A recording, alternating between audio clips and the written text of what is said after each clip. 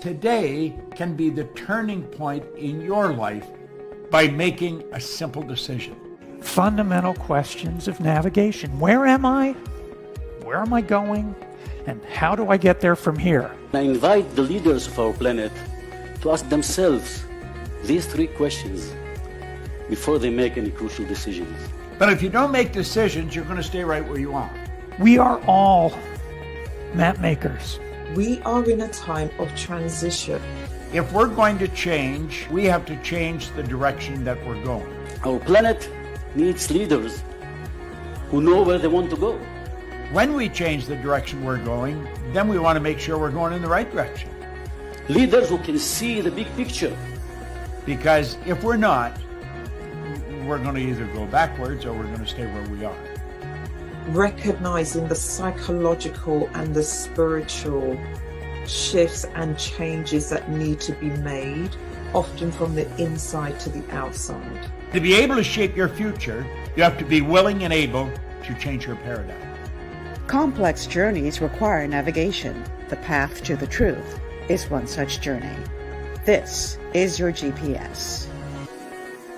Hairstyling services provided by J.D. Edwards Salon and Spa, Palmdale Shopping Plaza, Madera Street. Accessories provided by Chevette Williamson Jewelry. Standout jewelry for standout women. Wardrobe provided by Bahari Bahamas. Visit shopbahari.com.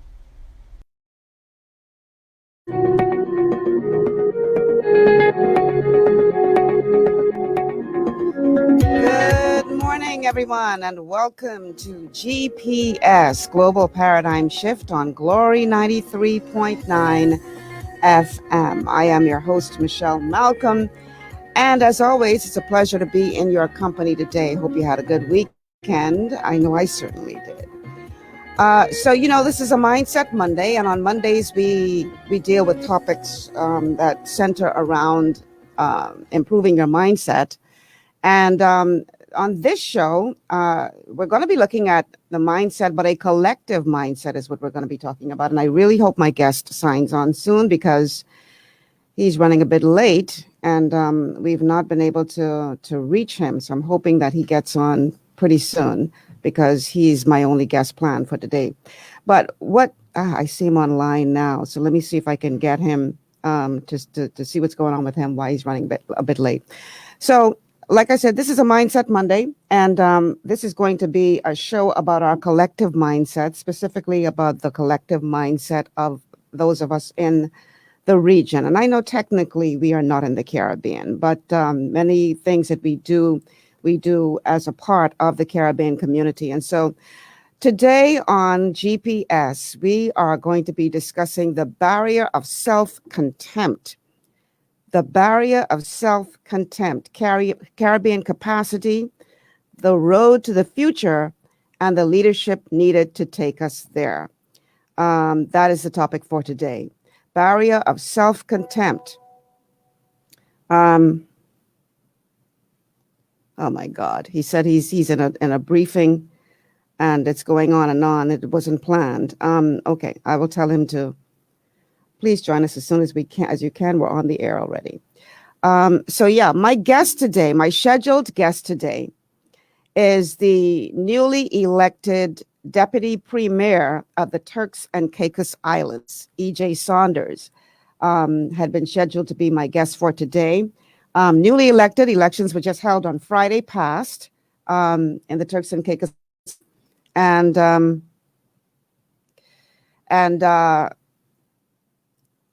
his party resoundingly defeated the incumbent party to become the new government. And wow, he's saying he's in a meeting. I hope he can get out of this meeting, or at least the meeting wraps up soon. He is the newly elected DPM, and I guess they're the newly elected deputy premier, I should say, and I'm supposing their premier called a quick meeting that he didn't anticipate because he had already confirmed for today. So I'm hoping, fingers crossed, that he will be able to get out of that meeting, or the meeting will end sooner than later, and we can get him on the show. Well, one of the reasons why, after the election, My goal was to get him on the show to talk about leadership. And then I received just yesterday evening, someone forwarded to me a message from Barbadian Prime Minister Mia Mottley. Now, she is a woman that I admire greatly because I think she is an incredible leader and is doing a wonderful job at guiding the people of Barbados through this pandemic. It was interesting that this particular clip that I was sent fit so well with the topic that we're going to be discussing today. And so I sort of arranged the focus a bit to discuss in detail what it is that she brought forth in this clip. Now, the clip that they sent me was like 15 minutes long. So I cut it up into a series of clips that I will play throughout the show. And the idea was that EJ and I would discuss, the particular topic that particular clip would have dealt with. And so I'm going to go ahead and roll the first clip. And in this clip, she talks about the barrier of self-contempt that has been hindering the people from small island states like ours from reaching their true potential. So let's go to clip number one, and let's get started with that. There's a barrier that every small islander inherits, especially after colonialism. It is the barrier of self-contempt. You're a little place. You're not metropolitan. You wouldn't send men to the moon. You wouldn't invent the latest, greatest computer. And you're not making any destructive weapons so you can kill the next man and take all his property and call it yours. You're a little island. So you're born into a situation where you feel lesser than other people, and it's called self-contempt. But once I began to shed my self-contempt after the power of this thing we call mass was revealed to me, it becomes a mission of mine to help people shed this self-contempt. Because some people still don't understand that the things that we do best are worthy of hallelujahs. I start with the words that aren't mine, but those are the words of the iconic Guyanese Trinidadian mass man, Peter Minshall, a god to many. Minshall is undoubtedly one of the Caribbean's greatest creatives. For his carnival work, yes, but more for his art direction. This quote is from an interview that he did in 1995, just under 1 year after I became Minister of Culture, 1 year after I entered into the Cabinet of Barbados, which came after he had already directed, by the way, the opening ceremonies of the 1992 Barcelona Olympics and the 1994 FIFA World Cup. He would go on to create the opening ceremonies for the 1996 Atlanta Olympics, the 2002 Salt Lake Winter Olympics, and the 2007 Cricket World Cup, with which I had the honor to work with him personally. Peter Minshall personifies world class. He is in the business, my friends, of the moonshots of which I spoke. While Minshall's artistic license frees him up to use terms such as self-contempt to describe the Caribbean's underdevelopment, my technical sensibilities draw me to the more balanced phrasing of cultural confidence, or more to the point of lack of cultural confidence. From political unrest to gun violence to bleaching of skins, the root of so many of our current regional problems boils down, I believe, to issues of identity and lack of cultural confidence.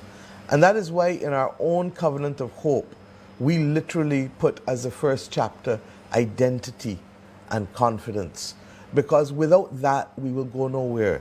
That's why on my phone I carried a picture of the late great Robert Nesta Marley to remind me of two phrases: emancipate yourselves from mental slavery, and of course, what does it profit a man to gain the world and to lose his soul?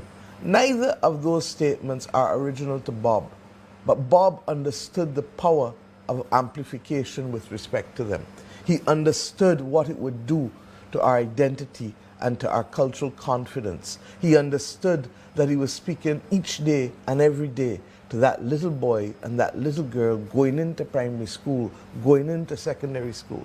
At the end of the day, I ask us, Who are we? What makes us? How do we solve our own problems? What is our purpose? What is the value of our contribution?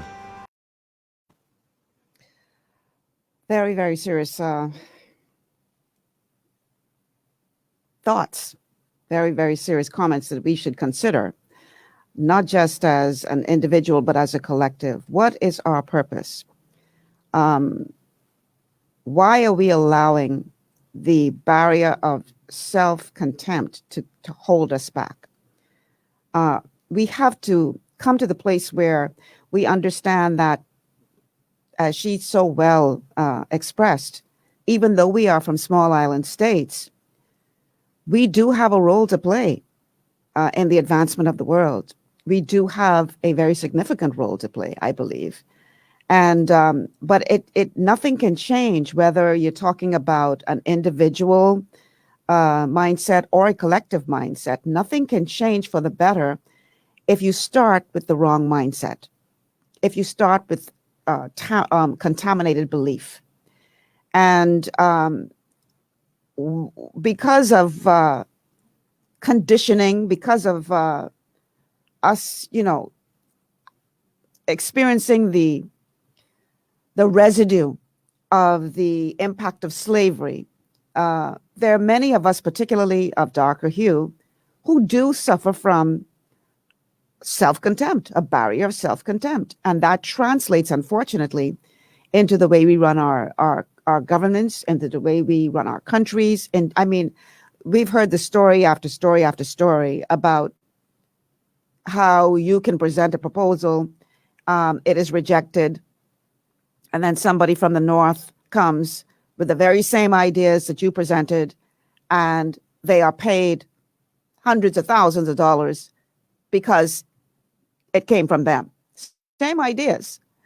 So we have this barrier of self-contempt that has been holding us back as individuals, I dare say as a nation, and as a region.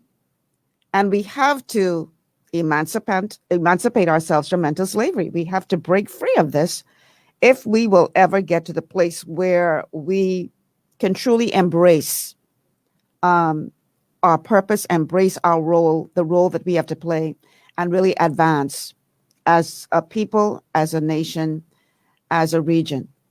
And throughout the show, we're going to be, like I said, I'm going to be playing excerpts from that presentation by Mia Motley, which she so eloquently laid out not just the question or the consideration that what we could be suffering from is this invisible barrier of self-contempt, but also what does it mean to become an adult as a nation? Because as she so well pointed out, we are very, very young as it relates to nationhood. The Caribbean nations are very, very young still, relatively speaking. And many of us are suffering from juvenile behavior or juvenile mentality when the time has really come for us to grow up. And what does it mean? What does it look like when a nation has to become an adult and grow up and be self-sustaining? COVID-19 has really, tore open the veil of, this misconception that we were fine. I mean, it's bared everything for the world to see, not just us here in the Bahamas, but around the region as well. And so we now have to do some serious self-examination because adulthood requires it. And so we're going to be looking at that as well. And she also talked about, okay, now that we realize what our core problem is, this barrier of self-contempt, now that we understand that we have to really examine ourselves and ask ourselves the hard questions, the next question after we've done the work is, how can we pivot? How can we turn the situation around and get to the place where we are no longer just barely surviving, but are actually thriving in this COVID environment? How can we recognize the strengths that we do have as a collective and capitalize on those strengths, as opposed to seeing ourselves as victims in all of this? because with every adversity, there's an opportunity. And COVID-19 is providing us an opportunity to reimagine ourselves as individuals, as nations, and as a region. And so how can we pivot? How can we turn this situation around? How can we change the narrative from going from a place of, suffering and a place of not enough to a place of more than enough, a place of abundance, not just for a select few, but for all of our people? How can we pivot? We're also going to be looking at that. And then we're going to be looking at what we can actually do to carve our place in the future. The Bahamas, and by extension, the region, is well positioned to do that. And we're going to be talking about the disruptive technology that we need to embrace in the future being now, to cement our place in the world. And then finally, we're going to be looking at the fact that the Caribbean does have the potential to lead. The Bahamas does have the potential to lead. TCI does have the potential to lead. We collectively, we do have the potential to lead. And so what do we need to do as a collective to make sure that we do not miss out on that opportunity? So those are some of the things that we're going to be talking about today. Now, I'm hoping that the meeting that EJ is in is not your typical government ministry meeting, because if that's the case, I know we can make the show. So I'm really hopeful that that meeting is going to wrap up soon. He promised to keep me posted, and hopefully he'll be joining the show sooner than later. But he's Mr. Deputy Premier now, so his time is not his own. But like in all fairness to him, this was a meeting that he did not anticipate. So I'm hoping that he will be able to join us soon. So we're going to take a quick break, and then when we come back, we are going to dive into this topic more. We're looking again that the topic today for the show is the barrier of self-contempt. The barrier of self-contempt, Caribbean capacity, the road to the future, and the leadership that is needed to take us there. Stay with us. We'll be back after these messages from our sponsors.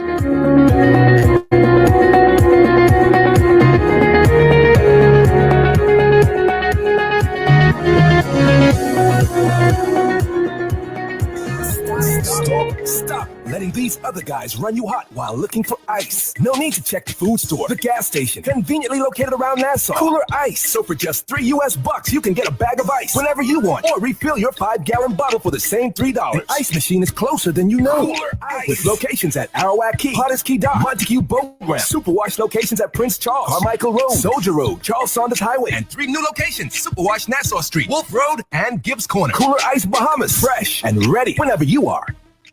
At Lee Air, safety is our #1 priority. Flying since 1996, we offer scheduled flights into Fresh Creek and Mangrove Key Andros and Great Harbor Key, Berry Island, twice daily, 7 days a week. Affordable charter services are also available to anywhere in the Bahamas and the Caribbean. Lee Air Charter Services. Call 225-3267, 702-7127, or 322-1317 for reservations. For all your building needs, it's Carib Construction and Project Management on Gladstone Road. We build it all: schools, homes, hotels, and more, including structures requiring a Phase 3 electrical contractor. We also provide project management services. The first step towards your dream building begins at Carib Construction and Project Management. Call us at 376-1556 or 341-4466. To stay healthy, it's crucial to make sure you get the nutrition you need every day. But it's difficult to get all your recommended vitamins and minerals from food alone. Even in the United States, 94% of people are deficient in at least one nutrient. Beyond Tangy Tangerine 2.0 by Longevity is a simple, convenient, and affordable way to help your body get the essential nutrients it needs. It's an advanced plant-driven multivitamin mineral complex that contains certified organic whole foods, trace minerals, and antioxidants. BTT 2.0 supports your body's natural defense system with a proprietary blend of energy-boosting and body-loving nutrients. Plus, prebiotics, probiotics, amino acids, and enzymes that support digestion. With an unusually high ORAC score of 8,000, you get even more antioxidants to help combat free radicals that can cause damage to your cells. But to get the most benefit and value from any multivitamin, your body must be able to break down the nutrients so you can fully absorb them. Otherwise, they'll just pass through your system without doing any good. Beyond Tangy Tangerine 2.0 was specially formulated with synergizing cofactors to ensure you get maximum nutrient absorption. Beyond Tangy Tangerine 2.0 is the easiest way to give your body the balance and complete daily vitamin mineral supplement it needs for optimal support of your overall health. To learn more, contact your Longevity associate.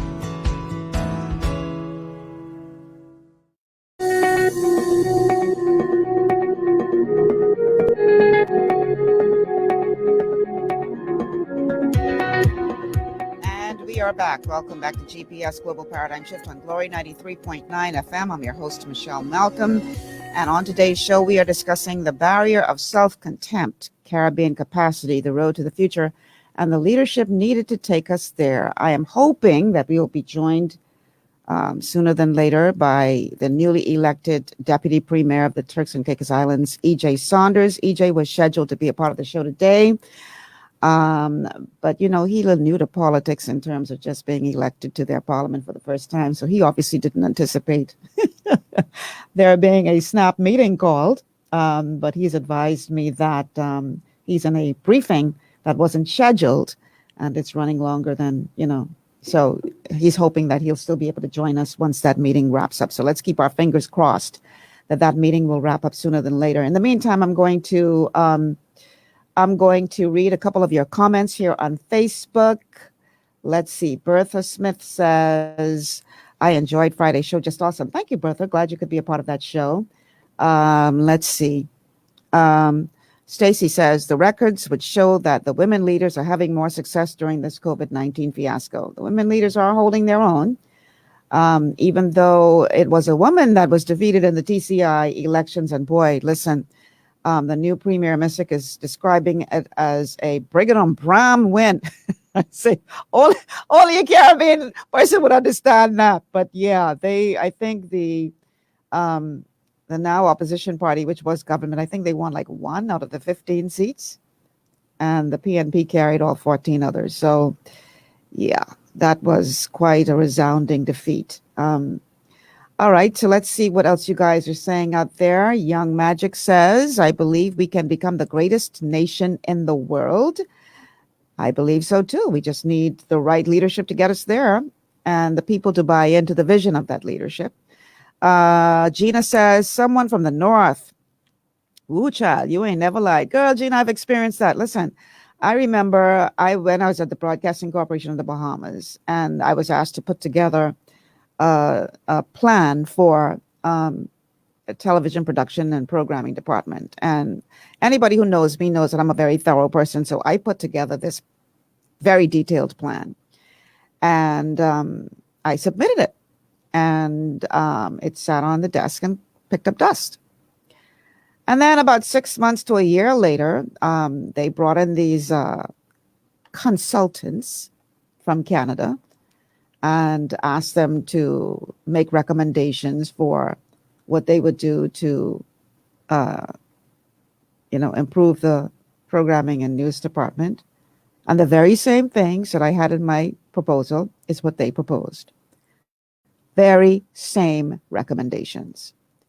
They were paid thousands of dollars for that proposal. And I'm like, okay. I don't know if maybe I should have put it in another language, if English wasn't good enough for y'all. But you see, I'm just Michelle Malcolm. I'm just this little, no respect for what we bring to the table.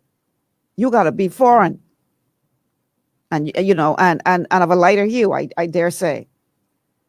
But mostly foreign. And you bring the same ideas, and they would pay you a ridiculous amount of money while disrespecting the person sitting right in their midst who has the same knowledge, who's offering the same information that that person is bringing to the table. It's ludicrous, but this is what we do. And I love the way that Mia Motley puts it, the barrier of self-contempt. We hate ourselves so much. We look down on ourselves so much that we think we don't have a role to play because we're just from a little small island state. No, we have to break free of that. Just getting a message from EJ. It doesn't look like his meeting is going to be ending anytime soon. Wow, that's unfortunate because I was really looking forward to talking to him today. So I guess this is going to be you and I, just in case he can't make it at all. So yeah, this is a real problem that we're facing, and we have to break free of it if we are ever going to realize our potential and realize our place in the world. Carolyn says, the Great White Experiment was definitely successful in the Bahamas, from leadership right down the line to every individual. Yeah, this is something that still continues today. And we really cannot expect to advance, whether as an individual or as a nation or as a region, if we allow this mindset to continue to prevail. It just can't happen. So Gina says, anyone, let me bring it up here, anyone who is able to watch Amend the Fight for America, anyone who is able to watch Amend the Fight for America, while it's not the Bahamas, it's a great lesson in the importance of citizens knowing and understanding the Constitution and how it truly impacts our lives. And more importantly, how it can help us navigate our rights and entitlements and demand more of our leaders and our system. So Amend the Fight for America. Okay, I think I will definitely check that out, Gina. Thanks so much for the recommendation. Stacy says, yes, we do have the potential to lead, but it starts with the leaders in the country. You know, you could argue what comes first, the chicken or the egg. We can't sit back and allow our leaders to not lead. We have to take some responsibility in this as well. Because if we sit back and we allow our leaders to continue to kick the can down the road and not address the real issues and not address these things like this barrier of self-contempt and not try to uplift all people in the nation, then we are equally as responsible as the leaders that we put there, because we put them there. And in the same way that we put them there, we could demand them to act or be removed. And so I don't think it's healthy for us to only point the finger at the leadership in the country and say, oh, it's your fault that we're not advancing, when we are not willing to do our part in the development of our nation and our region. Carolyn says, fact is, there is no reprogramming our present leadership. They will never be brave enough to uplift the citizenry in the way needed for self-realization as a people. Then you know what you need to do. If that is how you honestly feel, you have the power. You know what you need to do. Simple as that. Gina says, we all have, and I've been asked to come home to take up a position and was told I shouldn't require what I was asking because I'm Bahamian. Wow. As if they wouldn't have given me everything I asked for if I was foreign and white. Wow, that's deep, Gina. That's deep. Yeah, okay. Isaac says, it's a crying shame. That's exactly why the Burma Road riots started. Okay. Bertha says, I still think a woman would be a better political leader in the Bahamas. The men aren't getting the job done, tried and proven.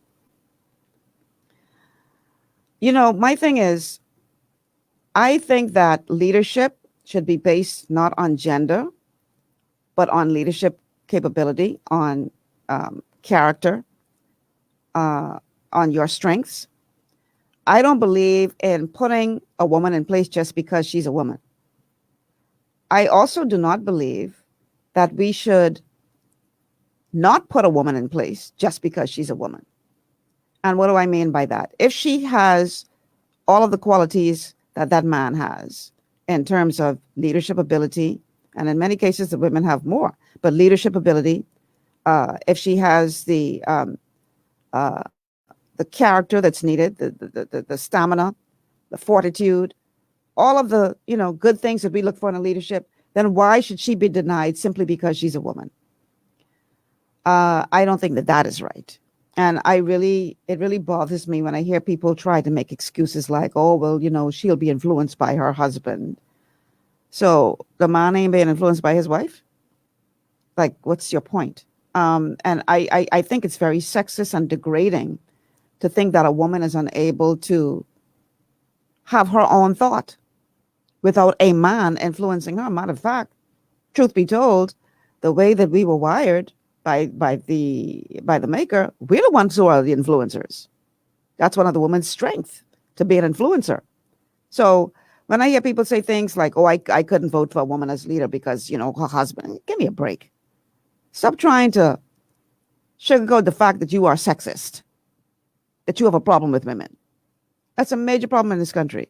Even the political parties now that are vying for the chance to become the next government, how many token women they threw in there?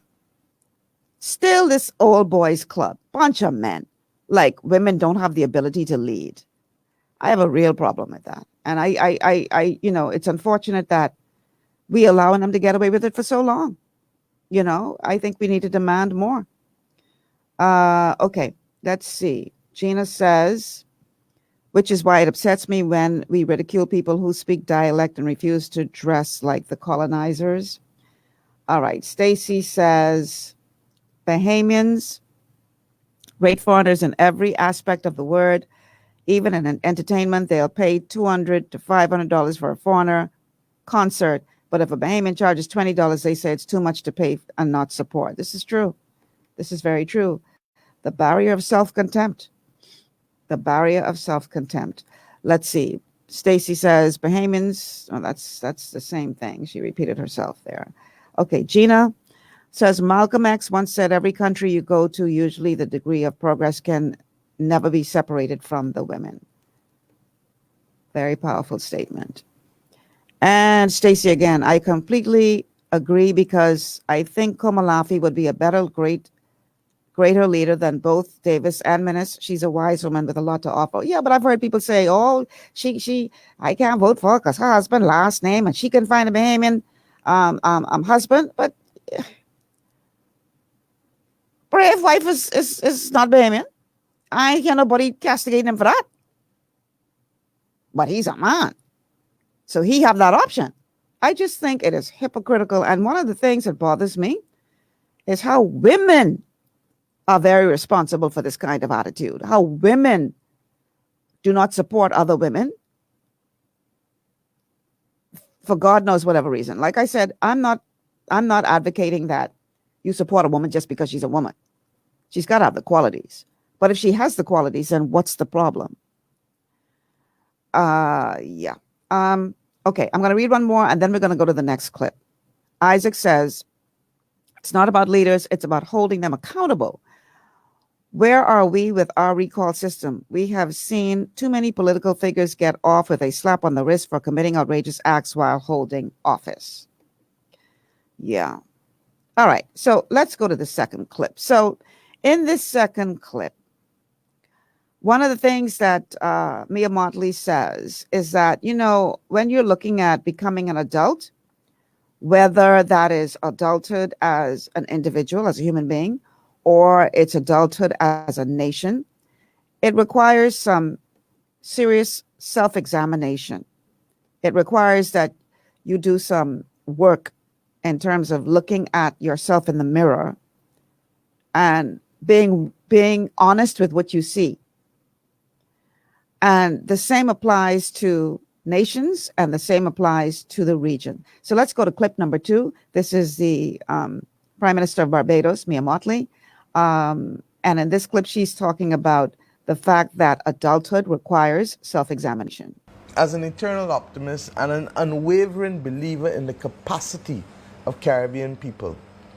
I do not see identity issues as irreversible character flaws, nor do I see COVID-19 as an insurmountable challenge, nor do I believe that cultural values and cultural mores don't change. I see this simply as part of a process of our development. I see it as part of our growing up, as part of the recognition that as adults we make choices and there are consequences to choices. And to that extent, our family, our parents, our extended family, and our community must help nurture us in the choices that we have to make.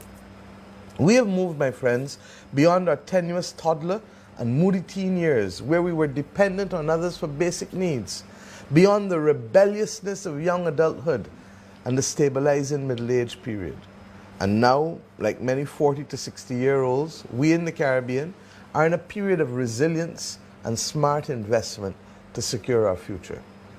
For countries, just like with humans, this natural cycle of development, of maturing and of overcoming difficult periods cannot be successfully achieved without first addressing some hard truths.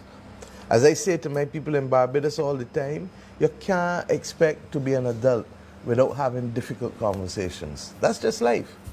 The hard truth is that the Caribbean exited colonialism without the benefit of a development pact. I've been saying so every day for the last few months. Why? Because the whole Black Lives Matter movement has literally reinforced in us the need to examine who we are and how we have gotten where we are. Powerful stuff there. We have not been given the benefit, we as a collective, were not given the benefit that other nations were given. So we started off at a disadvantage.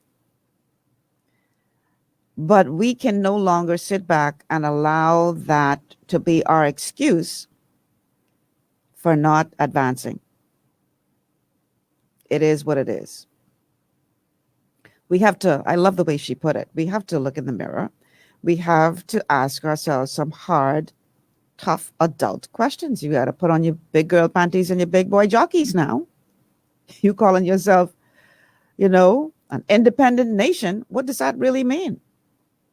Is this just something that we are saying because it sounds good and it makes us feel good? Or are we really willing to put in the work that we need to put in to truly become independent? So we as a nation and as a region, we've got some work to do. We've got to look ourselves in the mirror, and we've got to determine that we have to ask ourselves the tough questions. We have to demand more from our leadership. If it ain't working, fix it. And if it's working, if it ain't broke, don't fix it. But we have to examine where we are. Are we satisfied with the status quo? Are we satisfied with the country that we find ourselves in now? Is there more that we could be doing to improve our collective position? I dare say that the answer to that is yes. I am encouraged that there's so many people who are coming forth for consideration for this next election. And what that says to me is that there is widespread discontent, and people realize that we have to do something. I don't see it as a bad thing that there's so many people who are putting themselves forward. I think that is a very healthy sign for democracy. But we need to do something. We can't just allow the position that we find ourselves in to continue falling back on the excuses of colonization and what that did to us. Because if we sit back and we wait for reparations, I see Sonia Hunt says, sorry, I opened up the wrong one. I see Sonia Hunt says on Facebook, yes, for example, reparations, no one wants to even talk about it. We can talk about it, but my thing is, in the meantime, let's not sit back and allow that to be our excuse for not advancing, because that may never come. So what do we do if it never comes? do we continue to sit back and say, well, I was wronged, I was wronged, I was wronged? Okay, but what are you going to do now to make your position better? What are you going to do now to improve the life of your citizens? You can't just sit back and use colonization as an excuse anymore. It's a good one. It's a good excuse. It's a reality. It's not just a figment of your imagination. But while you are waiting for those reparations to come that may never come, what then? We have to take responsibility for where we are and where we're going. Okay, Darnell says, facts. Love your discourse regarding women and leadership, Michelle. I agree completely. We need a mind shift in our women and men in this country. We need self-love as women first. Yes, women need to stop attacking women and stop being so petty when it comes to that whole question of women in leadership. I will tell you this, and I'll just read this this message from Gina. Gina says, although men support men because they're men. I'm just saying. Well, you know what, Gina? I remember when I was in high school, the number of girls always outnumbered the guys in the class. But whenever there was an election for any position, the guys always won. Why? Because they were smart enough to figure out that if they nominated 2 or more girls and only nominated 1 guy for the position, it would split the vote of the girls and the guy would win. It took us a bit to figure it out, but eventually we girls figured that out. And after we figured that out, the guys never won another election in that class because we turned that back on them. So we started nominating multiple guys, and the girls never lost another election. But you're right, Gina. That's what they did. That's what they do. They support each other just because they're male. You're right. All right. Let's see. Isaac says, accountability, corruption. These two don't mix. Accountability is supposed to deter corruption, and we need a lot more uncover reporters. Time to put some cheese out there. Okay. Star says, a better Bahamas again. Young Magic says the bro code is real. Yeah, they get us with that until we figure that out. We say, oh, okay. 2 could play at this game. And we turn the tables on them, and we never lost another election. But women have to learn to support each other. Carolyn says, it's not just a matter of saying that we were wronged. It's a matter of realizing that we continue to be wronged. Our oppressors continue to benefit from our labor. This is true. So how do we get a hand up? We're going to be talking about that in this show, about things that we can do that they are not able to stop you from achieving. Because, yeah, they continue to benefit from the labor, the free labor, hundreds of years of free labor. So they definitely have a head start. I'm not discounting that in any which way. But we have to figure out what we can do. What do we have the ability to do that will not allow that head start to continue to hinder us? That's what I'm saying. We can't throw our hands in the air and say, well, we could never catch up, and we probably never could. But at least we could hold our own if we collectively come together and do the things that we need to do. And we're going to be talking a bit about technology, and I'd love to hear from C. Alan Johnson when we get to that portion of the show, because that is one of the things that we can do that can help to turn the tide a bit as it relates to us as a collective and as individuals, improving our standing, improving our position in life. Sonia says, what is the collective mindset if we do not want to have the conversation? We should not wait on reparations, but we should be adult enough to have the conversation, address the reality of the situation, can move us forward. I agree. And this is exactly what Mia Motley was talking about. We have to have some tough conversations now. We have to act like adults. And sometimes as adults, you have to deal with some tough situations. That's a part of growing up. So I agree with you 1,000% Sonia. This is something that we do need to talk about. And, one of the things that I try to do through this show is to provide the platform through which we can have those difficult conversations, because I think it's desperately needed. We need to face these things. Gina says, until Black people globally let go of classism and colorism, we're destined for little to no progress. Let me tell you, 400 years of slavery did its job. That did its job. If you look at, I often hear, well, the Black people weren't the only ones who were, mistreated in history and all this kind of stuff. And people bring up things like the Holocaust. That lasted for what, 13 years? 13 years. 13 years is not sufficient time to wipe out a complete identity of a people. It's not sufficient time. So the Jews suffered tremendously under the hands of the Nazis. But 13 years is not long enough to wipe out a culture, to wipe out a history of a people, an identity of a people. 400 years certainly is. So to me, there's no comparison between the two. There's no comparison. Because you're talking 400 years of oppression. So clearly that is sufficient time for you to have wiped away an identity, wiped away a culture, wiped away a mindset and a belief. So now we are dealing with that history, 400 years.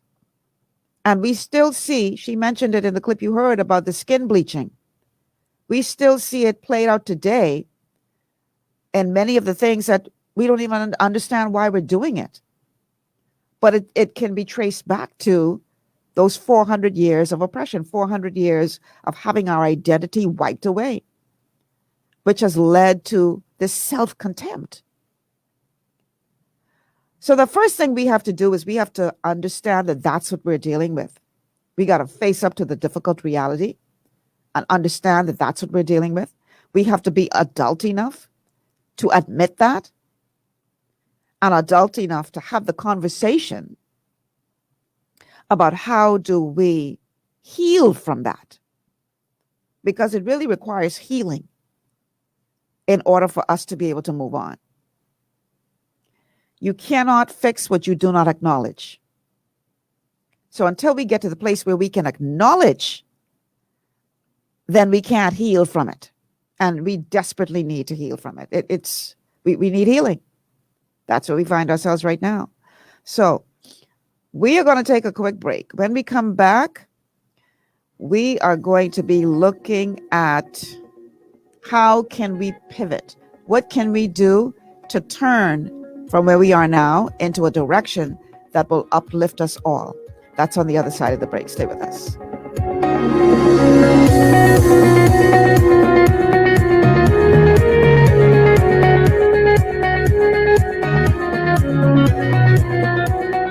Ocean blue is the best in seafood.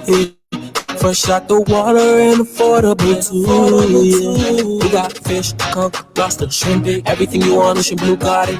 Ocean blue, friendly and clean, best service you ever seen. Ocean blue is the best in seafood. Yeah. Fresh out the water and affordable too. Yeah. Ocean blue seafood, we are here for you. Ocean blue seafood, no one else will do. Ocean Blue Seafood, located on Burnett Road. Contact us at 393-2160. Looking for an extraordinary junior high school with caring, qualified staff and affordable tuition?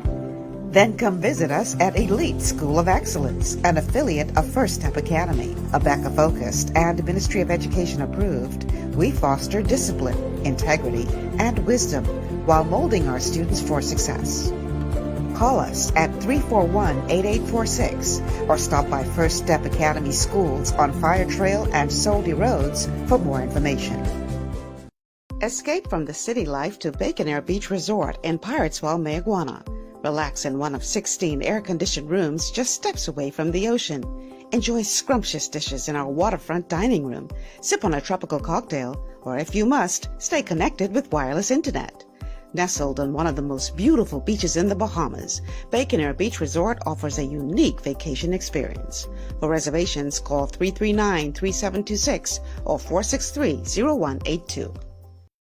Understanding your microbiome, also known as your gut ecosystem, can change everything you thought you knew about nutrition, digestion, immunity, and metabolism. Keeping your gut ecosystem healthy and balanced is essential. Ultimate Microbiome by Longevity was specifically formulated to optimize this ecosystem. It provides the advanced support your gut needs through prebiotic, probiotic, and postbiotic supplementation. Our unique blend of probiotics includes Lactobacillus and Plantarum, healthy bacteria that can help prevent harmful bacteria from taking over your gut. Increasing your gut's population of beneficial bacteria creates a more balanced gut microbiome, which has been shown to aid in weight loss, skin health, sleep, mood, and may even help with seasonal allergies. Ultimate Microbiome also promotes the production of postbiotics. Postbiotics are key to help regulate your gastrointestinal health.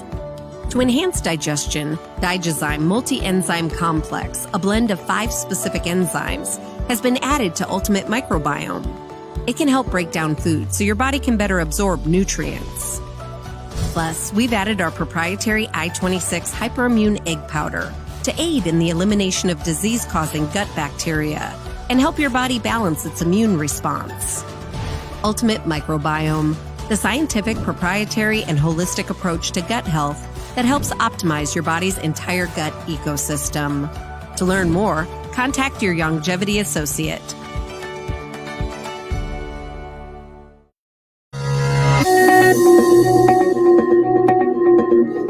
Welcome back to GPS Global Paradigm Shift on Glory 93.9 FM. I'm your host, Michelle Malcolm, and today we are talking about the barriers of self-contempt,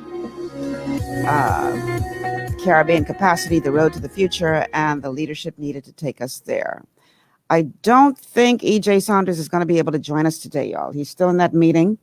And if he does break free, he will definitely sign in, but it does not look like it's going to happen, but we'll keep our fingers crossed. But in the meantime, we will plug on without him. I want to congratulate EJ and all of the victors in the election in the Turks and Caicos Islands, which was held this past Friday. The Miswick and his Progressive National Party resoundingly defeating Charlene Robinson and the People's Democratic Movement. I believe 14-1 of the 15 seats were won by the PNP. And so congratulations to them all, including my brother, John Malcolm, who enters Parliament for the first time in the Turks and Caicos Islands after winning his seat. Congratulations to you, John, if you're listening to this show. Very, very proud of you. So yeah, we're talking today about this barrier of self-contempt, how it's held us back as individuals, as people, as a nation, as a region. And what can we do to change that? What can we do to turn that around? What kind of leadership do we need to be looking for in order to turn that around? That's what we're talking about today. Carolyn says, I see that globally Blacks are working on unity, however, not here in the Bahamas. This is true, Carolyn. We need to do better. We need to do better here in the Bahamas. We really do. Stop allowing politicians to divide us, because I can guarantee you they ain't divided. They are very much working together in spite of them being on opposite sides of the political divide. They are very much working together. And so we need to wise up and stop allowing them to keep us separated, keep us divided. Okay. Gina says, another good series to watch for Caribbean people is The Long Song, a story by a descendant of slaves in Jamaica. All right. So I want to play another clip. This is, again, and all of these clips are from an address that was recently, I think a couple of months ago, done by the Prime Minister of Barbados, Mia Mottley. And in this particular clip, she talks about, okay, we have acknowledged where we are. We've acknowledged that we have this problem of self-contempt. But how can we pivot? What can we do to switch directions so that we don't just get stuck here? So let's take a listen to what Prime Minister Motley had to say. For us in the Caribbean, the hard truth is that in the last 40 years, our dependency has transitioned from one vulnerable sector, agriculture, to another vulnerable sector, as we now know so well, tourism. Though operationally vastly different industries, the macro analysis presents, unfortunately, similar traits: volatile products, highly fluctuating seasonal revenues, global marketplaces that dictate our prices, and high susceptibility to hurricanes, and now, as we know, pandemics. But may I also say, the hurricanes really represent only the heart attacks of the climate crisis.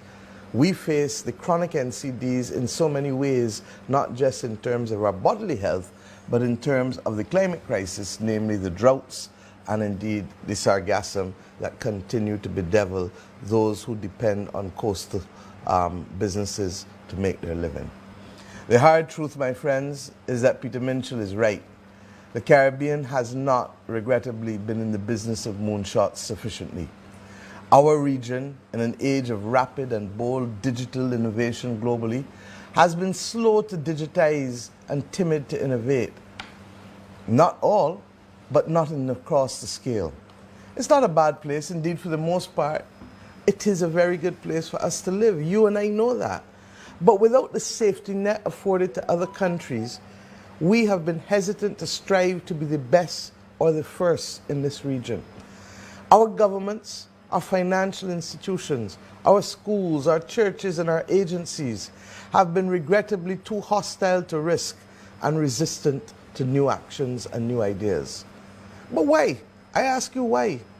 After all, this is the region that produced George Headley, C.L.R. James, Errol Barrow, Kincaid, Eric Williams, Robert Nesta Marley, Sir Arthur Lewis, Brian Lara, Derek Walcott, Naipaul, Armour Trading, Viv Richards, Shirley Chisholm. I could go on and on. Usain Bolt, the Right Excellency Gary Sobers, and of course our own Robin Rihanna Fenty. We are a region that has already solved some of the most difficult of the so-called developed world's problems with our universal education. People don't talk about it. Our universal education. Our universal health care, people don't talk about it. Our stable political system, people take it for granted. Our freedom of choice and social partnerships, hardly ever mentioned. We are a place of critical, creative thinkers. We like to abuse one another, and we like to use colorful language. We are revolutionaries in our own way. We are inventors, artists, and pioneers. We have already produced the best, and we've already been the first. But why do we resist scale? Why do we not understand that scale is at the heart of transformation? How as a collective can we not put our own perspective and flair on this digital revolution? My friends, simply put, how can we pivot?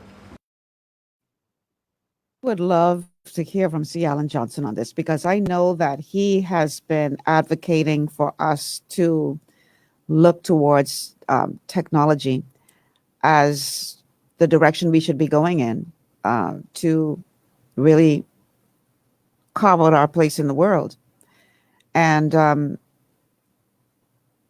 Motley is absolutely correct when she talks about how we've, in essence, been resisting this. I mean, look at what is happening here in the Bahamas.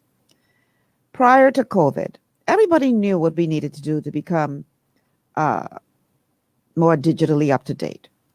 Government agencies, education, etc. Everybody knew. But for whatever reason, we allowed plans to sit on people's desks, not move in the direction of becoming digital. I mean, simple things that just required us to do what we needed to do to put the digital systems in place. Simple things. I ain't talking no rocket science here. And we, for years, continued to resist that. So what does COVID do? COVID forces you to put some things in place. And I dare say that had we been working towards that all along, we wouldn't be in such a position that we're in right now. Let's look at what's happening on our educational platform. Ridiculous. Ridiculous. Even though they're trying to convince us that it's successful, it's ridiculous. So many children have fallen through the cracks as a result of us not being prepared to do this. And this is something that could have been put in place a long time ago. We didn't have to rush to get it done if we were working on this a long time ago. Same thing with many of our government agencies. And I dare say that one of the reasons why I believe that there was pushback is because it's a lot easier to be corrupt when you don't have a digital trail. It's a lot easier. And when I'm talking corruption, I'm talking about individual corruption. I'm not talking specifically about the government. I'm talking about we as a people. It's easier for you to collect one slow 50 under the table when you are dealing with paper, when you're still writing in information, as opposed to having a digital trail. So I believe one of the reasons why there was pushback is because people were benefiting from the backwardness. They didn't want it to become digitized because that would limit their ability for corruption. And so here we are in a place now where, thanks to COVID, you don't have a choice. And we've clearly been struggling in many areas to get it done. When, truth be told, we shouldn't even have had to rush to try to get this in place, because it should have been something that we would have been moving towards all along. So yeah, I think that we have been found wanting because we have not embraced technology. And the time has come when we don't have a choice anymore. And because of the fact that we continue to kick that can down the road, we find ourselves behind, now trying to catch up. But yet, if we make the decision that this is the way to go, then I dare say that we could turn our economic situation around very easily. And I know that C. Allen, when I sent him the notification that EJ was coming on today, because he in the show that I used to do, he and EJ were guests on a show that I did together about technology some months ago. So when I sent him the message that EJ was going to be the guest on the show today, he already started sending me responses to what he thought I should ask EJ and all this kind of stuff. So if he is listening, C. Allen, I'd love for you to call in to talk about this. Because one of the things that he questioned was, what is their digital strategy, considering they sit in the tub with a digitally prepared country in the world? I think he meant to say the most digitally prepared country in the world, even though they are a territory. We have the capability, and I would love C. Allen to chime in on this, to really run with technology and be innovative about it. But it's going to take leadership that gets that, and that is humble enough to embrace the people who can actually bring it to the fore, who can actually make it happen, as opposed to, many of our leaders suffer from this syndrome where they get elected to parliament and then all of a sudden they're an expert on everything, as opposed to reaching out to people within the community who really are the experts. And I think that's a part of our problem. So let me go to a couple. And you know what? Let's scroll the contact information, please. Would love to hear from you guys. Our telephone line is 328-3543. 328-3543 is the number to call. And the text line is 328-2543. 328-2543 is the number to text. So I would love to hear from you, not just the comments on Facebook. Those are good. Keep them coming. But for those of you who can would love to hear your voice. So give us a call, 828-3543.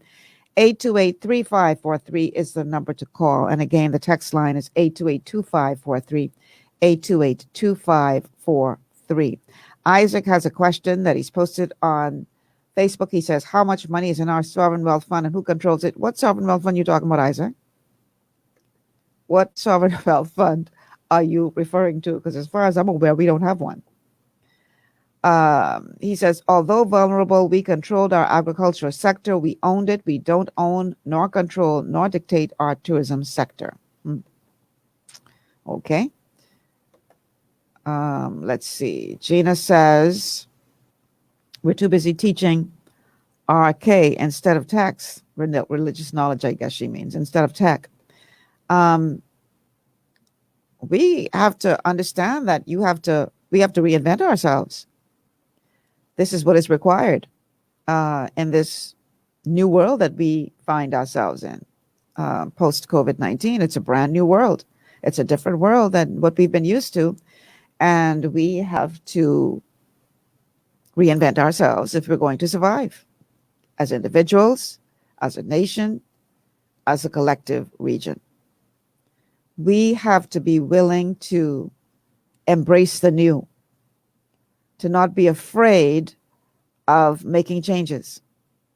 And I dare say that fear is what has kept us back for so long, because we've allowed the fear of the unknown to stop us from stepping out and doing what we need to do to make a change. And that is no longer an option for us. We do not have the luxury of doing that anymore.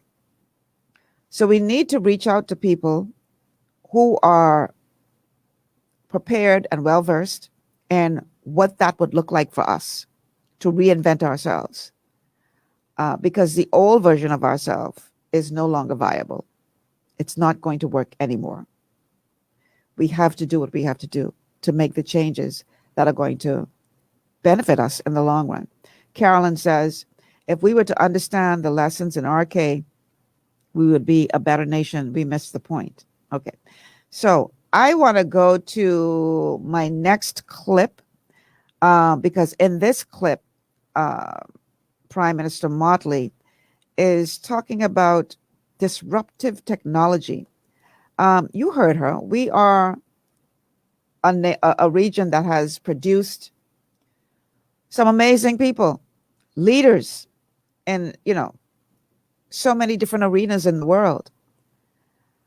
We have to get to the point now where we think outside the box. We have to stop trying to use old strategies to win a new war. We have to start thinking outside the box. And that means disruptive ideas. You know what? She does a lot better than I can at explaining this. So let's go to that next clip. The future of the world, and by extension, our future, the future of the Caribbean, is largely in technology. In 1994, when I became Minister of Education and Youth and Culture, I reflected then that we were in a position where we could literally use technology not for its own sake, but deeply use it as an embedded engine of every sector of our region. I asked us then to remember that it was a powerful tool, but in so remembering, to remember that it did not alter the essence of who we are, because who we are is determined by our values, and our values determine how we use that tool. True prosperity and transformation, my friends, will not come from Caribbean technologies until we have the cultural confidence that Peter Minshall exhibited when he put stilt walkers at the Barcelona Olympiad. We must have the cultural confidence to develop technologies of our own kind on a timeline that plays to our strengths and which captures the imagination of our own people.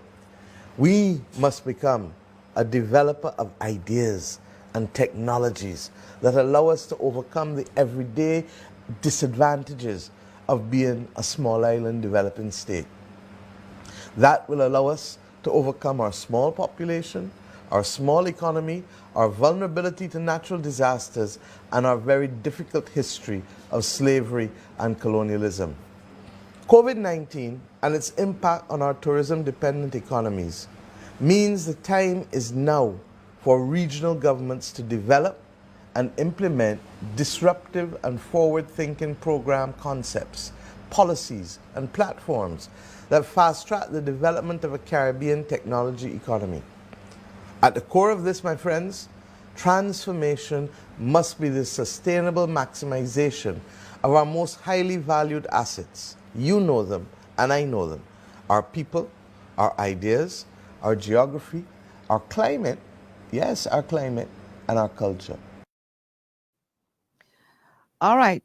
Very inspiring words by Prime Minister Mia Mottley. We have the capability, we have the minds, we have the ability, we have the culture, we have what it takes to carve our own place, to decide the direction that we want to take. We have the ability. And we need to embrace that so that we can truly become. And until we do that, I dare say that we will continue to find ourselves in a position where we are wanting. We are our first caller. Caller, welcome to GPS. Hi, Michelle. Alan Johnson. Hey, how are you? I'm okay. I missed your mine. I caught only part of your first hour because I was in another meeting. Yeah. And then I had to give that my attention, but I caught where you began to talk about EJ and him not supposed to be in the second half. Well, he didn't say that he would. He just said that, you know, he got called into a meeting that he wasn't planned, and the meeting was I would assume that. This is a brand new government, so I fully. This is your first weekday. First weekday. Exactly. So I have to know, you know, this may happen from time to time when I try to get him. But anyhow, I was hoping that you would call in, because I don't know if you heard the last two clips with Prime Minister Mottley talking about, you know, this disruptive technology that we have to embrace. I think it's the first one, but I definitely have watched that clip before. Okay. And it's amazing. And when she talked from the perspective of where they are in digital preparedness, it is of no comparison of where we are.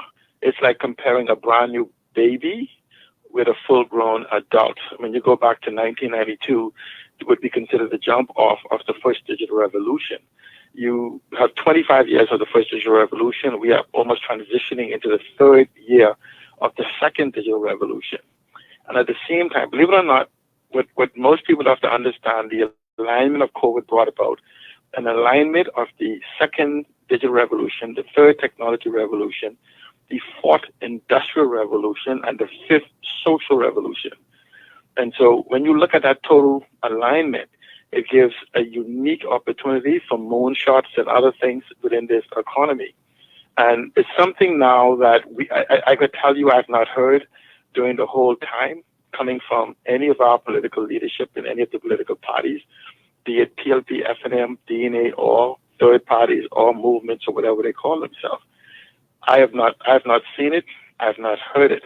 But now, moonshot, I want people to understand a moonshot is when you take big, bold moves without immediate returns or even consequences. But at the same time, we still have, we could implement a combination of immediately implementable ideas for the new global digital hyperconnected economic reality that we're now in. Now, the Prime Minister almost 6 months or longer ago came in and chose literally 6 of the top 10 economic models that will be thriving in this new digital reality. Now, when we talk about digital, we're talking about a big D. Oh, wait, hold on for me. I'm getting a call from EJ. Okay. Let me see what he's saying. Just give me 1 second. That's fine. EJ, what's up? Yeah, log in, please, on the link that I sent you, okay? Yeah, tell me it was 90 minutes. Yeah, the second one, the StreamYard one. Yeah, log in there. Okay. Right. Okay, thanks. He's just getting free from his meeting, and he's going to log in. Go ahead. I'm sorry. I didn't mean to interrupt you. No, I'm saying that's fine. Just let him know he was 90 minutes.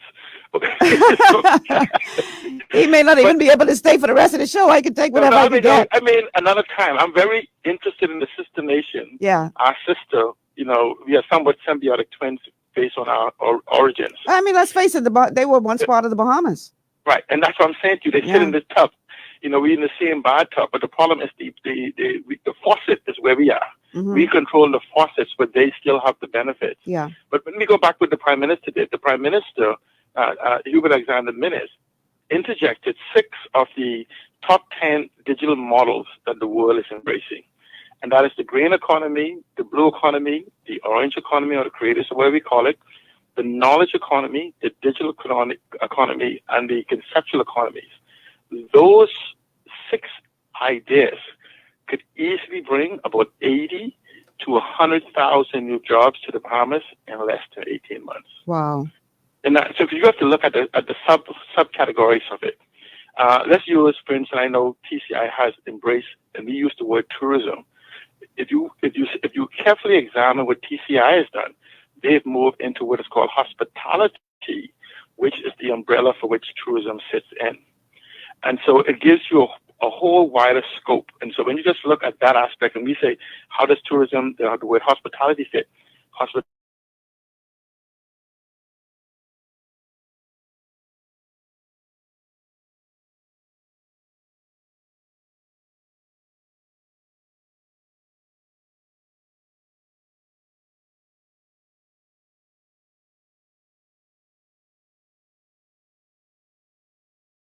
Largest economic economy we're in. And so when you look at it, let's look at hospitality. You have sports, you have medical, you have education, you have wellness, you have retirement, you have so many different disciplines that you have on it. And that's when you even blend them in with the blue economy and the green economy for ecotourism, the blue economy for fishing.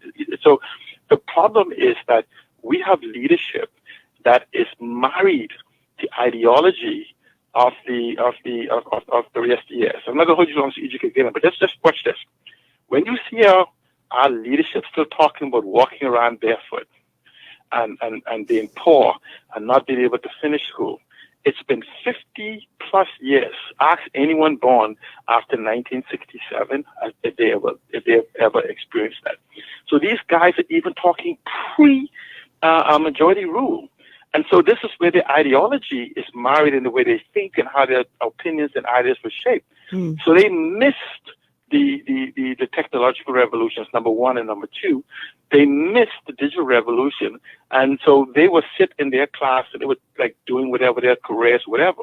And this is why they're now reflecting back on a place that cannot even be recognized by this new generation of thinkers. You know, and so it's like we were poor, we were barefoot, and people say, well, my mom is 50, and she never told me she experienced these things. My mom is, so that's where we are. And so until we start embracing conversation looking forward, as opposed to exemplifying where you are by looking backwards, we're not going to accomplish much. And we have to have some real conversations. It's been a year since our economy shut down. And if we keep doing the same thing, we'll keep getting the different results. And I look forward to hearing from EJ. If he can't stay, I'll call back. But let me hear from him. And thank you so much, Michelle. Okay. Keep the conversation going. Thanks so much for calling in. I see where he is on the link, but his camera is not on. So tell you what, let's take a quick break. And then when we come back, hopefully he'll have his camera turned on and we can get him in on this conversation. Oh, wait. It's on. So let's get him in because I don't know how long we're going to have him. So let's add him to the stream. We're not going to take a break right now. Man, listen here. Congratulations, man. Thank you very much. Thank you. I mean, you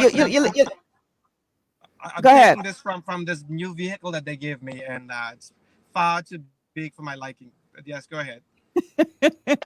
Congratulations to you and the PNP on your resounding victory, man. You guys, you all did it in a big way, And so what I decided to do after, you couldn't join us for the first part of the show is I've just been playing the clips that I sent you with Mia Motley. I sort of broke them up into pieces.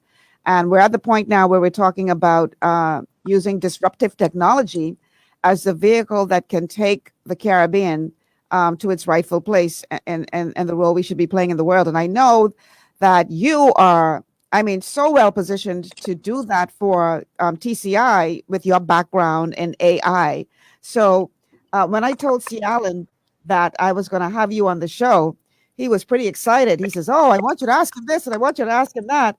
And he pretty much just hung up so that we could get you on for the few minutes that I can get you. But what I know it's brand new. I know this is your first day in office.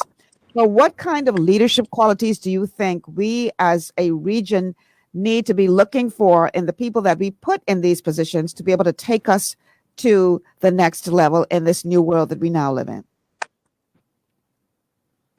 First of all, I want to say that politics is about people. So I mean, it's the first skill set, because I don't want to make people to think that we're passing over it. You certainly have to have people, and I think the world we live in today, because there's a lot of things, tough decisions you have to make to look out for people during this crisis that we have with the pandemic. But putting all of that aside, you need leaders who are forward thinking. The rate of change is accelerating, and it's getting far. Things changing faster and faster and faster. So you need leaders who can predict and see around the curve before you actually even get there and start to prepare their citizens and the economy and their people for those that change. And so I'd like to talk to them. I was talking about is that we need to particularly educate our people for the jobs that are coming for tomorrow, and not just jobs for today and yesterday.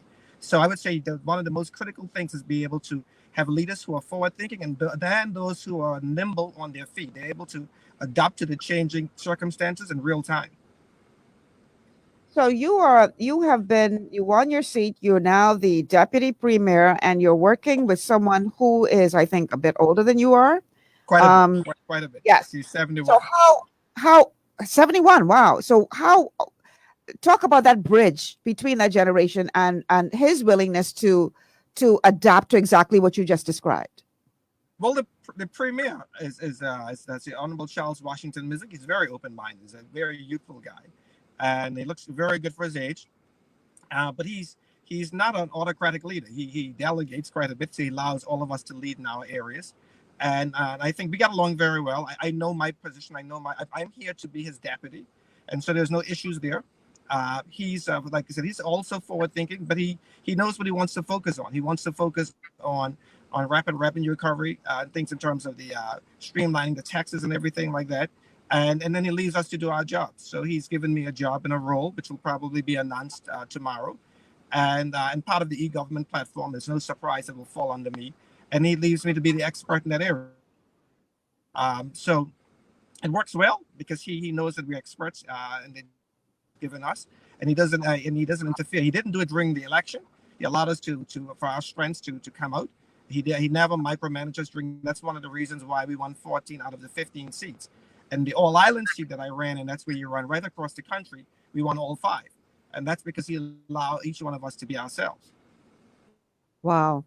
So I know you can't go into too many details, but with your background in artificial intelligence and technology and everything that you bring to the table, what are some of the things that you hope to accomplish as the deputy leader of your nation in terms of getting TCI up to speed digitally?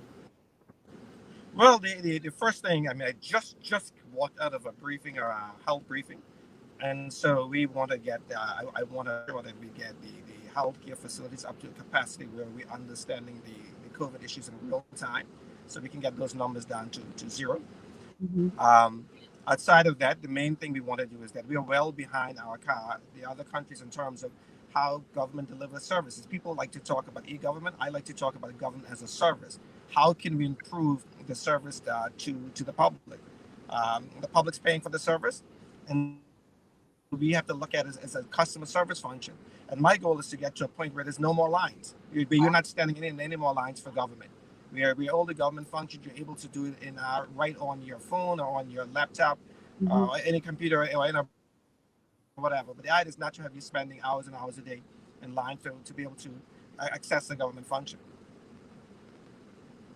Do you believe that this is the vehicle that will take us to our place in terms of leadership, our leadership role in the world? I'm talking about the region now. And do you believe that digital, as Mayor Motley put it, disruptive digital technology is the way for us to go. And if that is what you believe, what do we as a collective do to ensure that we demand that from our leaders, that we don't just accept the status quo, as C. Allen pointed out just before you came on, we have one of our hopefuls for prime minister running an ad about when he was barefoot as a boy. And so his thing is that they are still stuck in that old way of thinking.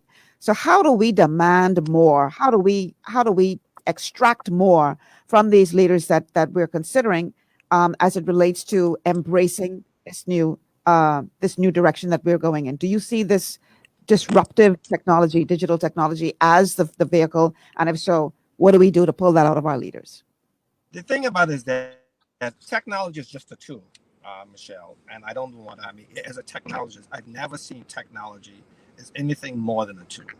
I think to show that now it will allow us to leapfrog other countries because we're small, and so we can make changes very quickly and get the benefit of those changes. Or then if we realize that it's going the wrong way, we can make the changes to those and then keep refining it until we get it right. But technology is just a tool. It will allow, like I said, it will allow us to leapfrog our other regions. But I think it's about time we have politicians who are smart, who are worldly, who are deep thinkers, who are willing to put in, who are hardworking, who are willing to put into time to understand the issue. You take the issue like COVID. COVID isn't going to be solved just through technology. It's going to be solved by people who understand the issues and be able to ask the right questions, to be able to come up with the right answers, to be able to solve it. So it's a collective.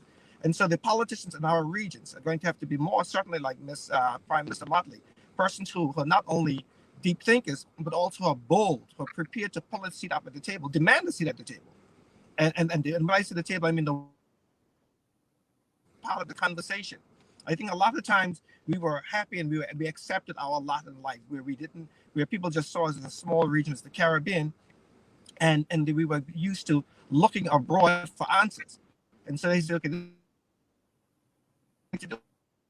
no, the new politicians need to say, we want to be part of the conversation. We want a seat at the table. And I think that's what people should be demanding from us, that we don't just settle for the status quo. We don't just settle for people to push down things to us, but that we're prepared to be part of the conversation and the solution. Yeah, I agree with you 1,000%. This is a reset moment. I want to play one. I want to show a comment from one of our viewers on Facebook. It says, so true. In this reset moment, an opportunity awaits us to carve out the path we as people desire to go. This is truly an opportunity. This is an opportunity for us to finally get it right. So if you look at the results that you guys experienced, I think it's a clear indication that something similar happened in our last election where there was this tsunami of red. I was actually there for your last election. Yeah. I was at election central that night. So we're saying now where people are really venting their frustration through the vote. And this is why you're seeing these tsunamis. And there's some who believe that that's going to happen again in this next election. But whoever wins this election here in the Bahamas, they're going to inherit a very, very huge portfolio of problems. And so what do our leaders need to do from day one to be able to not be overwhelmed by the magnitude of the challenge ahead of them, but to put their nose to the grind, understand that like eating an elephant, you got to go at it bite by bite and stay focused to get it done. Whoever wins this next election, what do you think they need to do to be able to overcome these huge challenges that they're going to face? I think the thing about it is that what I hope will work for us. Is that we got 14 of our members out of 15 in, and so it allows us to be able to assign portfolios to people based on their, so to get the right people in the right jobs. Because sometimes when you're in politics, you may have key skill sets that just don't win. They're just not popular enough, right enough to be able to win at the polls. And you know how these things are, and all of a sudden you end up having to put square pegs in round holes.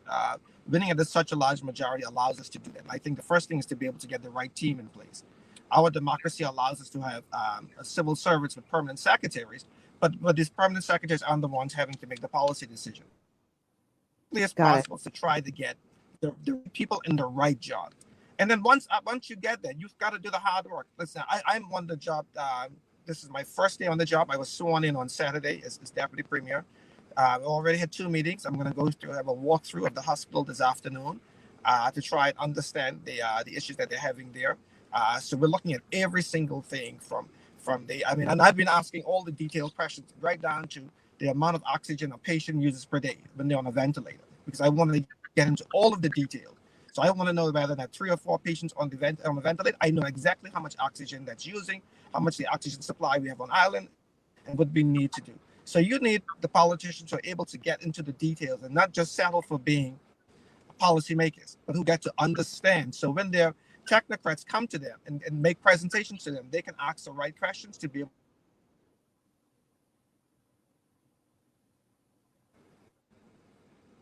Okay, we didn't catch the very last piece because you were breaking up there.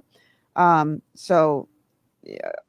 What I was saying is that your politicians, your ministers, need to not just settle for being policymakers. They need to get right into the details. Yeah. So when their support staff come and do presentations to them, they know the right questions to ask to come up with the right solutions. Yeah, and you could always tell, when a politician is making a speech that somebody wrote for them and they're just reading what's in front of them and they don't have an understanding of what they're talking about. You can tell. And you're right. We need to demand more of them, that they have an understanding. I'll tell you something very quickly, Michelle. Yeah. About 3 weeks ago, I ran through the numbers that were being made public about our COVID cases, and I said to the public, I said, based on the current COVID numbers, we will be looking at a person dying every week, and for about 3 weeks we didn't have any death. This is like about 2-3 weeks ago, and then all of a sudden last week we had like 3 deaths. And someone called me up and they said, "Oh, you said we're going to have a death a week. This week we had 3 deaths." But I said, "Well, that's how the laws of averages work." And then last week, this was the week before last.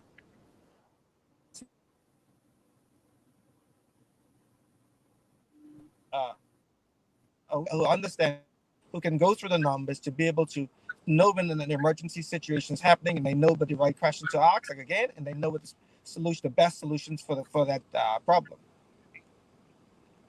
All right, EJ, I appreciate you giving us these couple of minutes, man. I gotta call your secretary about a month in advance now to get you on my show.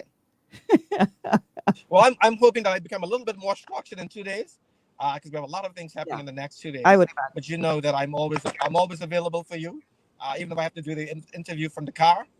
And but I'm all. Congratulations to you and the entire PNP on your resounding victory at the polls. I'm so proud of you. And I know you're going to do amazing things. And I wish you all the best. Thank you very much.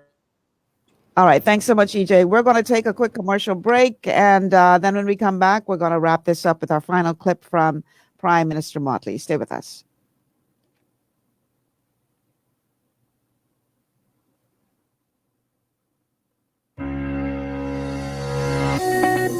Car Rental and Auto Sales, Robinson Road and 5th Street, The Grove, is your premium choice for affordable transportation. We have reliable cars at unbelievable prices. Ask about our daily rates, starting at $50, and our weekly rates, starting as low as $280. Call us at 437-4017 or 676-3977. Horton's Car Rental, your premium choice for affordable transportation. Want to look your best and feel even better? Visit JD Edwards Salon and Spa for the ultimate beauty, body, and anti-aging treatments, offering custom colors, haircuts, vegan anti-freeze treatments, silk blowouts, natural and acrylic nails, unisex pedicures, facials and massages, all waxing services, and microcurrent therapies for anti-aging and body sculpting. JD Edwards Salon and Spa, Palmdale Shopping Plaza, Madeira Street, telephone 326-7863. Your body's immune system is under constant pressure from things like stress, lack of exercise, and toxins in the environment. It's crucial to be proactive and support your immune system with the nutrients it needs to function effectively. But it's often hard to get these nutrients from food alone.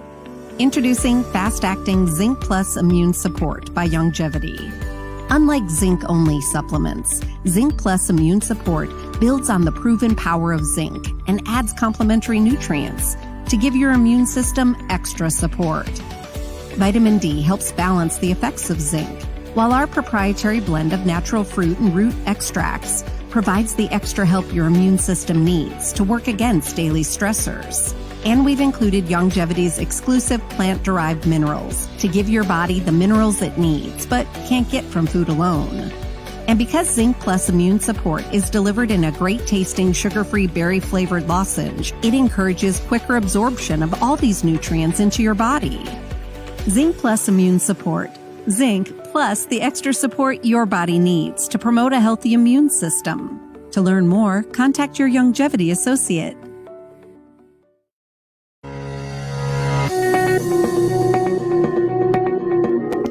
Welcome back to GPS Global Paradigm Shift on Glory 93.9 FM. I'm your host, Michelle Malcolm. Today we are talking about Barrier of Self-Contempt, Caribbean Capacity, the road to the future, and the leadership needed to take us there. And I'm so happy that we were able to get E.J. Saunders on, even if only for a few minutes. E.J. Saunders is the newly elected Deputy Premier of the Turks and Caicos Islands. We have a caller on the line, so let's go straight to the phone lines. Caller, welcome to GPS. Hello, caller. Hello. Excuse me? You're on the air. Hello. Okay. Now I can hear you. Yes, I was calling to inquire about the fact that Bahamians voting for different persons as opposed to parties. And the part I wanted to get across is that you have to remember something. The Bahamas is very new to election processes. They're used to it in tribal confines, but not into it as far as individuals understanding how important their vote is. That makes sense. Well, I mean, we are relatively new if you compare us to, say, a United States of America, which is hundreds of years old. But I will have to tell you this, that Bahamians take their voting very, very seriously. And we have... I didn't take it seriously. I said that they take it in tribal concern. They kind of follow each other in groups. When this group goes this way, I go this way also. And the problem is with that is that they don't understand the individual power they have. It's more than a refrigerator, and it's more than a stove. You understand that those kind of policies don't really even indicate how important the vote is. I hear you. It trans your generation to your child's generation to your child's generation. It goes that far. And the fact of the matter is that where we've been having problems with people being unfair in the way they run the country, it's very simple. There is no instantaneous termination situation to get them out of office. That's one. And two, most importantly, nobody has been hung. Meaning, in the philosophical terms, nobody's been put in jail for wrongdoing. And you can't have that. If you could, those folks are still walking around the neighborhood with you as if they did no wrong. And you know they have. And that's the problem. Why do you think the Haitians come? I've said this before, and I'm going to say this again. Why do you think the Haitians come to the Bahamas as they're going to Venezuela? I'll let you answer your own question. Because they'll get shot. In Venezuela. Yes. Do you know that the Dominican Republic has sent 5,000 to 7,000 soldiers to the border? To the border. With loaded ammunition. Orders given. Shoot to kill. Anybody trying to cross. So that stems a whole lot of your illegal activity right there. But because of the Bahamas, here's the thing. This has been going on since the 70s. This is where I can put my eyes to and my ears to because I was there. That from that point on to now, that they have been taking money, and trading their whole integrity for a few dollars. I'm somebody that pissed me off. Selling your birthright for a bowl of porridge. Where are you calling from? Memphis, Tennessee. Okay. I appreciate you listening from all the way in Tennessee. Yes, ma'am. Corruption is definitely a part of our problem, without a doubt. Corruption is a part of our It's problem. across the board. I mean, it's okay. I'm through. Look, it is what your eyes can see, and this is how I always deduce it. If you tell me that you're going to give me a red truck, and it's going to be on the corner at said time, and I go in that corner and at said time I see a black car, am I satisfied? No. No. I'm looking for a red truck to be on that corner. That's the problem with what's going on right now. They're telling you, well, we're going to do such and such and such and such. We're going to buy this. We're going to build this airport. We're going to do this, whatever. I say, hold on. Same problem that happened with the deal with the hotel that they were buying in Grand Bahama. That is a 1970s deal. We don't do that anymore. That we're going to build up the Grand Lucan Hotel for accommodations. I say, why in the world would you do that and you don't even own your own airport? You jumping, you're putting the cart before the horse. You got to take care of the necessities before you can even do anything of such nature. Those are things in steps, and that is out of step. And that we wasted all that money on it. That's what they said. I haven't seen it. They have not given accounting for monies they have collected for the VAT. They have not said, we spent it on this, we saved it on that, it is in that account. They can't even tell you. But these folks are actually, and I'm saying it, these folks should be in jail.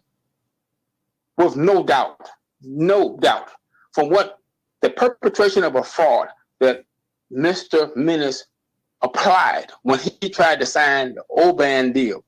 Listen. Does everybody understand?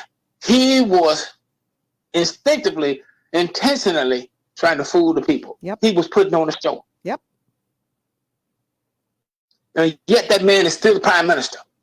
That's why I can't believe. I still can't believe that. And the Oban files have gone missing from his office. But anyway, that's another story. You're absolutely right, caller. You're absolutely right. Man, I ain't gonna hold you up because I know everybody else got time. But I was just like, I didn't believe I was going to get through. But man, I'm just saying, it's just what you see is what it is. Don't listen to what they say. Look at what they're doing. That's what it is. Yeah. Everything they do, they respond to is a reactionary response.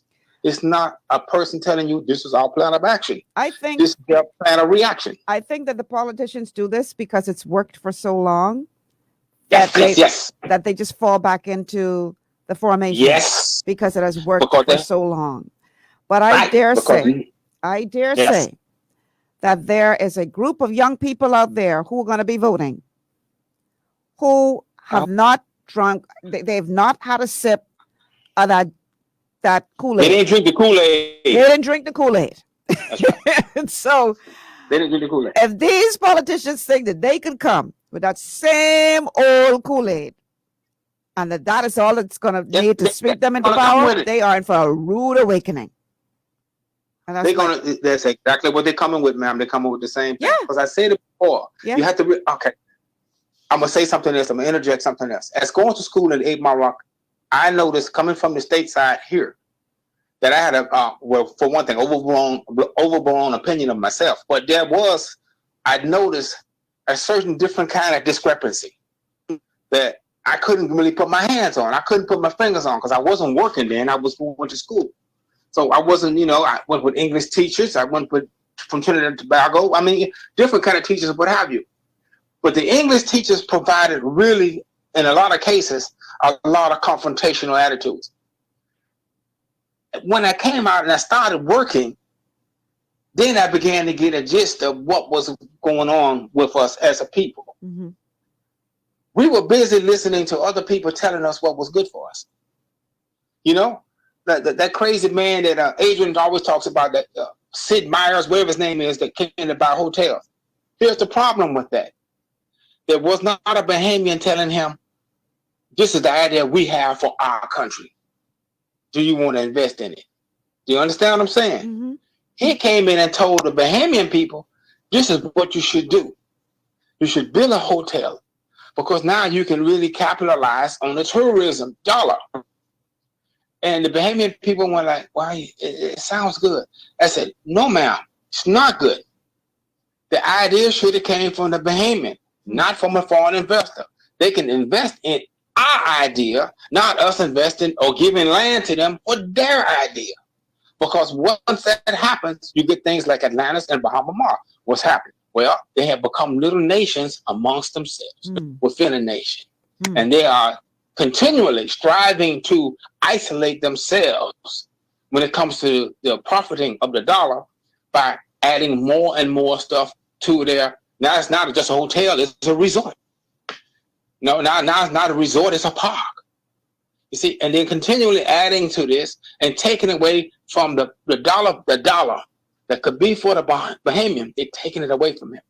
They actually have the nerve to bring people, foreigners, into our country for jobs that we could do. But they're telling us it's not classified. It's not classified. I said to this, when the Bahamas went on strike in the time of independence, that's what it's going to take now. They got to show up physically. It's not about intellectual pursuits. It's not about philosophical doctrine. It is about physically showing up and letting these folks know, hey, the buck stops here. I want you to know. And so we ain't gonna just talk about it. We finna show you. All right then. And stop now because my family already get on me because I'm a long talker. Well, listen, I appreciate you calling all the way from Tennessee. I appreciate your support. I lived there. I was born there. I'm a West End Grant. I was born there. Okay. And it bothers me. It bothers me even more with Grand Bahama and the situation there. Yeah. Because they're being hamstringed. Yeah. They're being hamstringed. You can't do this because of that. Right. Well, if you do that, you can't get this. Right. They're being hamstringed all over the place. And the only thing I say to Grand Bahamians is this: if you get down to a point of survival, what are you going to do? Because Nassau has taken all the monies and put it into Nassau, but has not put the money back in the Grand Bahama, which they have contributed a great deal to it. This is crazy. That's a whole other show. I'm going to the airport. I'm going like, that's a whole other show. That's a whole other show that I think we will tackle in a future episode of GPS. Listen, we're running out of time. Thank you so much, though, for calling in and continue to listen to us. Thank you so much for being a part of the show today. All right, so we just have a few minutes left. I want to end though with this final clip from Mia Motley talking about the fact that the Caribbean does have the potential to lead. You got to believe that, people. We have what it takes to lead. Let's play this final clip. It is only when we increase our cultural confidence and thus maximize the power of our creative imagination that we will be able to build technologies that unlock our region's true potential. We will begin to see that because we are surrounded on all sides by the sea, SEA, our ocean economy is primed for expansion. We will begin to see that our lack of scale steers us to focus on producing quality rather than quantity, thus enhancing our high-value manufacturing sector and what ought to be a propensity for research and development. We will also see that the constant threat of hurricanes makes us global experts, yes, in the business of climate resilience. My friends, in the immortal words of that great Trinidadian luminary, C.L.R. James, I quote, "Nobody knows what the Caribbean population is capable of. Nobody has ever attempted to find out," unquote. I say the duty is ours together to pivot right now to find out what that capable Caribbean person is about and what capacity our region is capable of.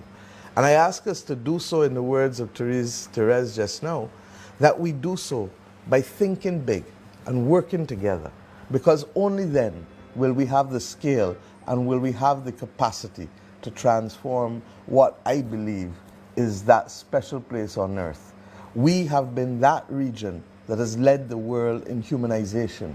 We have been that region that has continued to focus on the centrality of that individual person. We have been that region that has sought more for social justice. We can be that region that explores new possibilities and new realities for the 21st century for the globe. It's not just about Africa. It's not just about Asia leading the world. The Caribbean has the potential to be that entity and that region that can continue to point the way. Perfect sentiments to end on. We have the capacity to lead, but we have to work together, and we have to be willing to do something new, reimagine ourselves, embrace technology, take the steps that we have to take to make it happen, bridge the generations, the experience of the older ones, and the knowledge of the newer ones, the knowledge of the digital technology that will take us to where we want to go. And together, we can get this done. My time's up, y'all. Thanks so much for joining us on GPS Global Paradigm Shift today. Tomorrow's going to be a hot one. That's all I can say. Don't miss the show tomorrow. Very important topic that is trending right now. And we're going to have a very good conversation about it. I'm Michelle Malcolm. Thanks so much for joining us on GPS today. Have a good one.